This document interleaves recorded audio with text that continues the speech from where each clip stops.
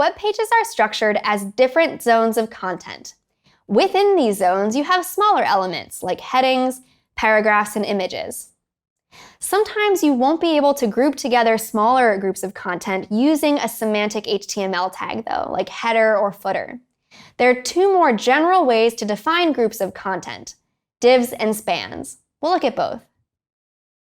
Most times in HTML, you'll be able to group content together using an article tag, for example, or header, or one of the predefined semantic tags to structure content. However, when this is not possible, you have the right to use something called a div or a span. A div is a way of grouping together logical elements like a header and a paragraph, or two paragraphs that might revolve around the same theme, especially when you want to add styles to them later in CSS. For example, these two paragraphs, which you can see on the left here as these two introductory paragraphs, note this is an editorial piece for more information. This is somewhat of an introduction or a disclaimer, and we might want to separate it from the article content itself, at least structurally in our HTML. To do this, we'll use a div since we're talking about a block level element. We want all of this to take up the full width of the page, whereas with a span, as you'll see in a second, you'll be using it only on inline content.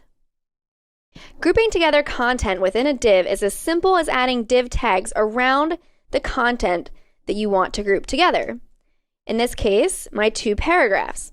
So I've added an opening div tag here on line 3 and a closing div tag here on line 6. Inside are the two paragraphs that are now inside this div. You will not notice any visual change yet by writing this HTML. It's just a way to structure your document according to logical groups. The really interesting stuff happens when you start selecting divs in CSS and applying different effects to them. Like, for example, changing the background color of this group of content to green to visually separate it from the rest of the content. Now let's say you want to take just these two words, Sun Journal, and separate them from the rest of the content on the page visually. You'll only do this in CSS, not HTML, but you do need to create an HTML element just for these two words so they can be selected later in CSS. This is where spans come into play. Spans are like divs in that they can group content together, but they're only for inline content. So these two words appear next to each other, right? They're not on their own separate lines as would be paragraphs or headers. So divs are generally used to group together bigger groups of content, and span is just to group together usually two words or more than two words within a paragraph or header.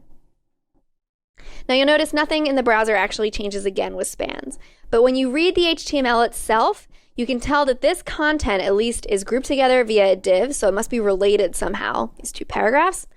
And these two words, Sun Journal, are grouped together with a span, meaning that we can tell at some point later we'll probably use CSS to change the appearance of only these two words within the paragraph.